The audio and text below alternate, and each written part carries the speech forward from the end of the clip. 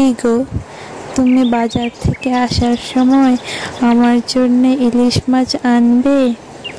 অনেক দিন হয়েছে আমি ইলিশ মাছ খাইনি। তুমি আগে বলনি কেন?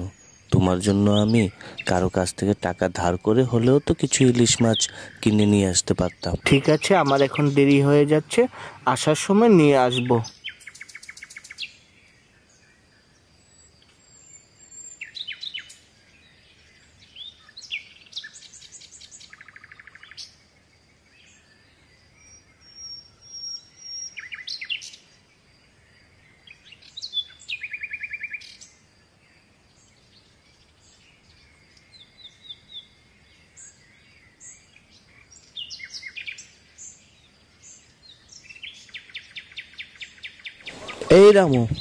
এই রামু, শুনছিস নাকি? এখানে কি করছিস শুয়ে শুয়ে? কে? রবি দাদা নাকি? কি আর বলবো রবি দাদা, হাতে একটা টাকাও নেই যে বাড়ির জন্য চাল ডাল কিনে নিয়ে যাব। মেয়েটা আমার হয়তো সারাদিন না খেয়ে বসে আছে আর আমার জন্য অপেক্ষা করছে। ইস, কি আর করবি, নে নে নে, আমার কাছে কিছু টাকা আছে, তা দিয়ে কিছু চাল ডাল যাই পারিস বাড়িতে কিনে নিয়ে যা। ধন্যবাদ রামু দাদা, তোমার এই ঋণ আমি কখনো ভুলবো না।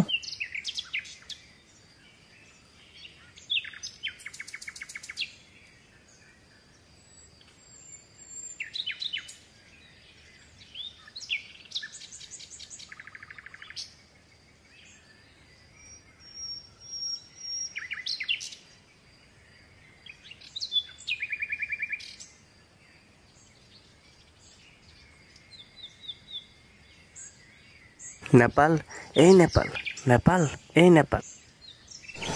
একদম সঠিক সময় এসেছো রবি দাদা। নাও নাও, দুটো ইলিশ মাছ আছে, নিয়ে নাও।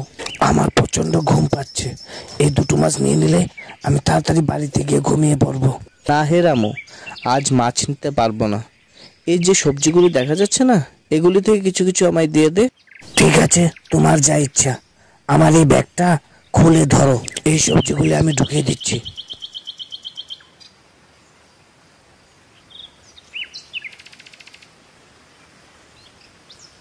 ঠিক আছে রামু, তাহলে আমি আসছি, তাড়াতাড়ি বাড়ি ফিরতে হবে, সন্ধ্যা হয়েও আসছে আবার।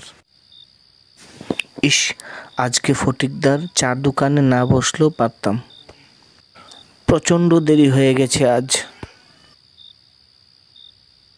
গিন্নি, আরে ও গিন্নি, দরজাটা খুলো, ঘুমিয়ে পড়লে নাকি?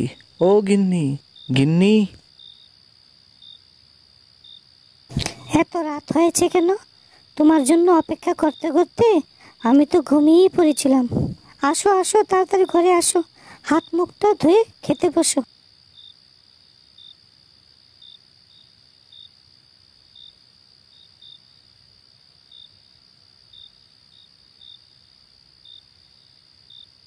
আজ কি বাজারে ইলিশ মাছ ওঠেনি? আজও তুমি শাকসবজি নিয়ে আসলে। তোমার জন্য মাছ আনার জন্য বাজারে গিয়েছিলাম ঠিকই, কিন্তু আমি ওই বাজারের টাকাটা আমি রামুকে দিয়ে দিই, কারণ ও সারাদিন কিছুই খায়নি আর ওর পরিবারও কিছুই খায়নি। ওতে কিছু হবে না, আমি তোমার মতো স্বামী পেয়ে অনেক ধন্য হয়েছি।